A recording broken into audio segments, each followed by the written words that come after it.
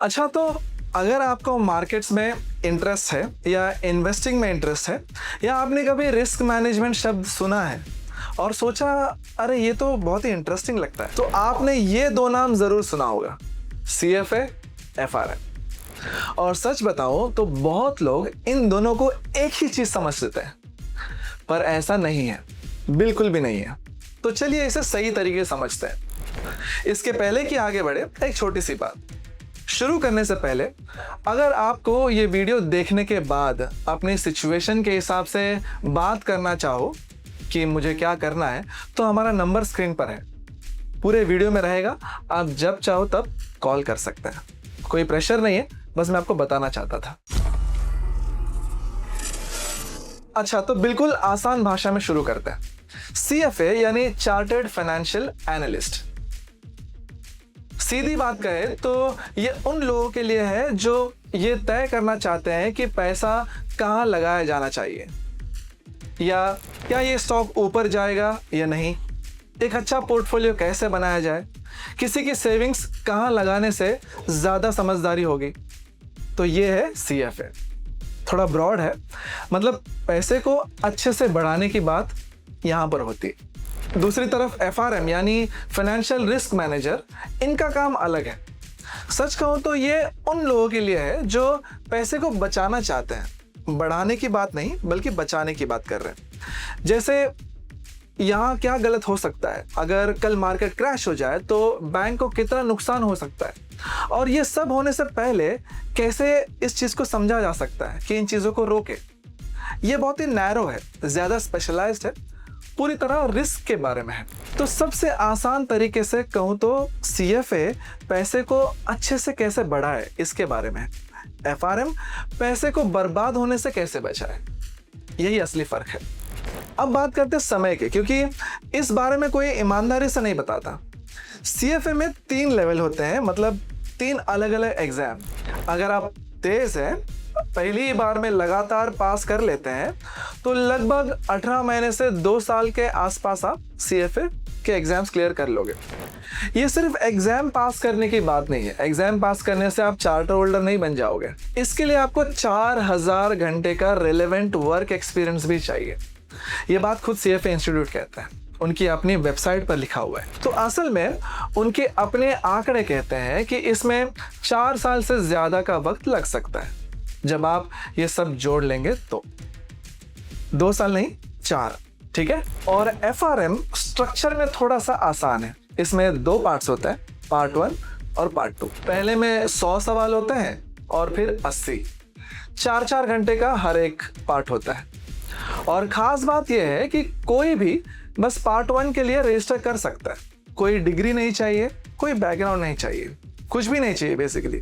लेकिन CFA जैसे ही यहाँ पर भी कुछ रिक्वायरमेंट्स है, ठीक है। दोनों पार्ट्स पास करना ज़रूरी है, लेकिन JRP जो FRM चलाता है वो चाहता है कि आपके पास 2 साल का असली रिलेवेंट वर्क एक्सपीरियंस हो, पूरा सर्टिफिकेशन मिलने से पहले। तो कोई भी शॉर्टकट नहीं है, दोनों में असली एग्जाम्स आपको देने हैं, दोनों में बाद में असली काम का अनुभव चाहिए, एक्सपीरियंस चाहिए। फर्क बस स्ट्रक्चर का है। जैसे मैंने कहा, CFA के 3 बड़े लेवल्स, FRM के 2 ज्यादा फोकस्ड लेवल। तो अब बात करते हैं सैलरी की। अगर CFA की बात करें, CFA इंस्टीट्यूट की अपनी ऑफिशियल स्टडी है, तो उन्होंने इंडिया पर भी किया हुआ है, और यहाँ पर लिखा हुआ है चार्टर होल्डर्स और कैंडिडेट्स मिलाकर एवरेज पे है 22,10,000, यानी 22.1 लाख 2026 में। 2022 में ये 19,30,000 यानी 19.3 लाख था। और वो ये भी कहते हैं कि जिन चार्टर होल्डर्स के पास 8 साल से ज्यादा का एक्सपीरियंस है, उनमें से 70% से ज्यादा 40 लाख से ज्यादा कमाते हैं। ये है असली नंबर, पूरी तरह कंफर्म्ड, सीधे उन्हीं की तरफ से आया है। अब जब आप चेक करोगे तो आपको ऑनलाइन एक बड़ा नंबर दिखेगा, कुछ 30 लाख जैसे फ्रेश चार्टर होल्डर्स के लिए। मैंने असल में जाकर ये चेक किया और ये CFA इंस्टीट्यूट के अपने पेज पर कहीं नहीं है। ये बाकी वेबसाइट से आता है जो एक बड़ी रिपोर्ट की बात करती है जिसे डाउनलोड करना पड़ता है। तो मैं यहाँ बैठकर इसे फैक्ट की तरह रिपीट नहीं करूँगा क्योंकि मैं खुद इसे कंफर्म नहीं कर सकता जो मैं आपको बता सकता। अगर आप अभी शुरुआत कर रहे हैं लेवल 1, लेवल 2 जो जनरल मार्केट डेटा के हिसाब से 4 से 8 लाख के आसपास रियलिस्टिक है, और जैसे जैसे एक्सपीरियंस बढ़ता है, लेवल्स क्लियर होते हैं, ये आगे बढ़ता जाता है। FRM की सैलरी सच कहूँ तो थोड़ी कंफ्यूजिंग है क्योंकि JRP इंडिया के नंबर पब्लिश ही नहीं करता। तो अलग अलग सोर्सेस अलग अलग बात कहते हैं। कुछ कहते हैं कि 3.5 से 6 लाख फ्रेशर्स के लिए, कुछ कहते हैं 8 से 14 लाख। मैं ऐसा नहीं दिखाऊंगा कि कोई एक साफ जवाब है क्योंकि सच में नहीं है, पर जो चीज़ कंसिस्टेंट लगती है वो ये है, फ्रेशर्स ग्लोबल बैंक्स में जाते हैं या बिग 4 की रिस्क टीम में जा रहे हैं, मुंबई या बैंगलोर जैसे बड़ी बड़ी शहरों में जा रहे हैं, उन्हें सैलरी रेंज के ऊपर वाले हिस्से में देखा जा सकता है। तो आप एक्चुअली कैसे चुनेंगे? सच में बस खुद से एक बात पूछिए, जब आप अपनी फ्यूचर जब सोचते हैं तो क्या अपने आप को स्टॉक्स के बारे में, पोर्टफोलियोज के बारे में, फंड्स के बारे में बात करते हुए देखते हैं तो आपके लिए CFA बेहतर होगा, या फिर आप खुद को रिस्क मैनेज करते हुए देखना चाहते हैं, रिस्क टीम के अंदर बैठकर चीज़ों को कैलकुलेट करते हुए देखना चाहते हैं कि कितना नुकसान हो रहा है, तो ये FRM में ज़्यादा सूट होगा। और ये भी जान लीजिए कुछ लोग आखिर में दोनों ही कर लेते हैं, पहले CFA या पहले FRM, कोई भी तरीके से ठीक है। इसमें ज़्यादा वक्त लगता है, ज़्यादा पैसा भी, तो ये कोई पहले दिन का फैसला नहीं है, पर ये ऑप्शन है बात के लिए। अगर दोनों तरफ सच में आपका मन खींचे तभी ये करना।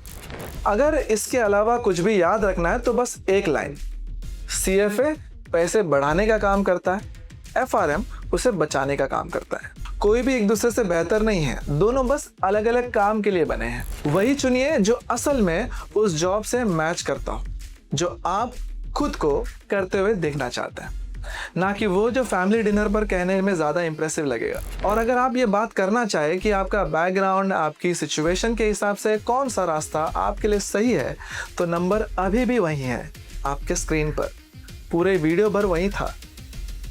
कोई जल्दी नहीं है, जब भी आप तैयार हो कॉल कर लीजिएगा। तो मिलते हैं अगले वीडियो में।